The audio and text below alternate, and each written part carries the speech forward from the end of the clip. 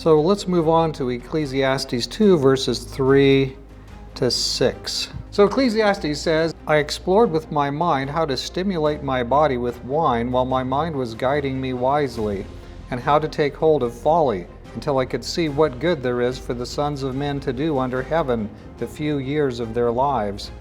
I enlarged my works, built houses for myself, I planted vineyards for myself, I made gardens and parks for myself, and I planted in them all kinds of fruit trees. I made ponds of water for myself from which to irrigate a forest of growing trees. He's going to try to stimulate his mind with drugs, and he's going to do it in a wise way. I know. Don't say it. But I've met a lot of people like this, and they think that they're gonna use this thing. Look, by the way, Pastor Larry, it's all legal now. We can just go down and buy lotto. We can buy it at the marijuana store, and well, guess what? Let me give you a piece of reality here. Just because the government makes something legal doesn't mean it's good for you, right? Just because something has been made legal, look, it's kind of like the government's kind of like the biggest corporation, and it kind of manages or makes the smaller corporations so they can work. And so, don't be thinking that because the FDA says something, or because, I'm not saying there aren't good people in the government, I'm not saying there are people who are well-meaning, I'm just saying that when the government legalizes marijuana and they legalize lotto, so we're going to do lotto in the state, and all that stuff, that does not mean that it's for your good. They're exploiting you. So here in Ecclesiastes, what do we have? We have this, I'm going to stimulate my mind. I'm going to do it the wise way. I'm going to research it out on the internet and find out how I can use drugs in the wise way. You don't need that. You don't need that stuff.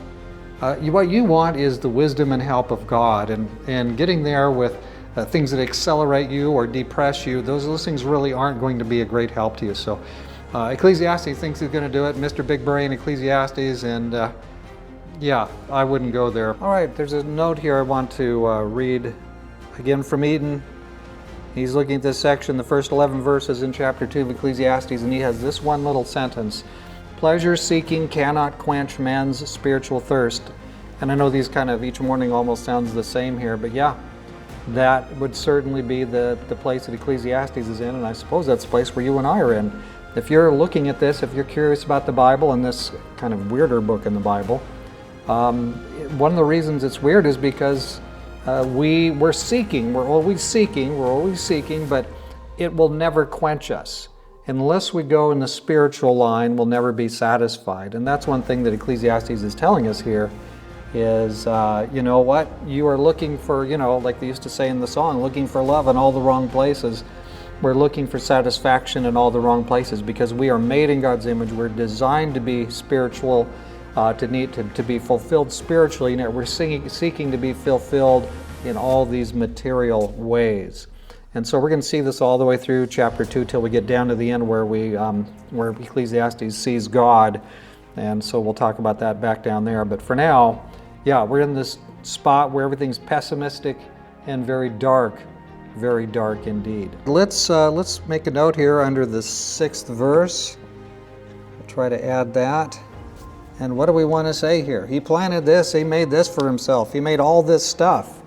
And everything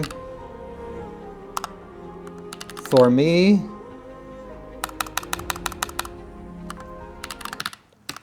is what? Is unsatisfying. So imagine you could have everything, and that would be unsatisfying at the end. If you could have all the material things. It is the spiritual thing that matters in my life.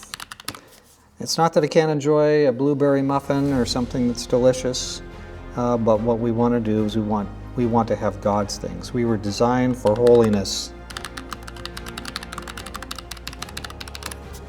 And so we want that. Let's let God help us move in the direction of holiness. God be with you, and we'll see you back tomorrow morning.